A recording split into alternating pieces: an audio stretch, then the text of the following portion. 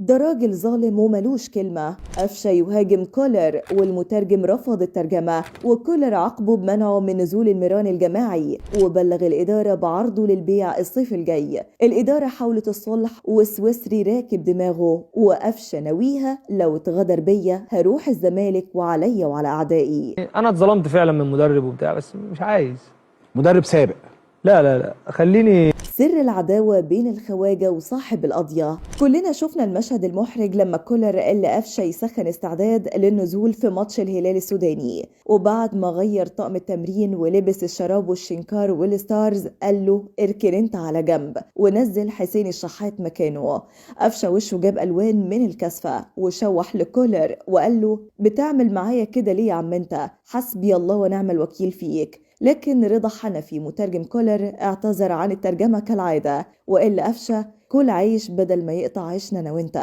وقفشة سمع الكلام وحط لسانه في بقه واكتفى بالفرجة على حنكشة الشحات. وتاني يوم راح التمرين قالب وشه وقفش على الشحات لما حاول يهزر معاه، وكولر بعت له انذار شديد اللهجة مع محمد شوقي وقال له ان التالتة تابتة بعد ما عداله غلطتين. الأولى لما اعترض على تبديله في ماتش المقاولين وقال له بالإنجليزي no coach أفشر all time، ووقتها كولر اكتفى بتوقيع غرامة مالية. والتانية لما خبط فيه على الهوا مع إبراهيم فايق وقال اتعرضت لظلم فادح من مدرب في الأهلي. ولما إبراهيم فايق سأله عن الاسم وهل هو مدرب سابق، قفشة قال له لا مش مدرب سابق، ده غير انه ادى كتف لزميله امام عاشور وقال انه بياخد جايزة رجل المباراة بالجمهور والسوشيال مش الملعب. وساعتها اكتفى كولر بمنعه من الميران الجماعي بحسب تصريح الاعلامي احمد شوبير اللي قال ان كولر حط قفشة في البلاك ليست ومش هيلعبه غير لو مضطر. وده بيفسر لنا ليه كولر بيلاعب عليه كريم ندفد او كوكا في خط الوسط،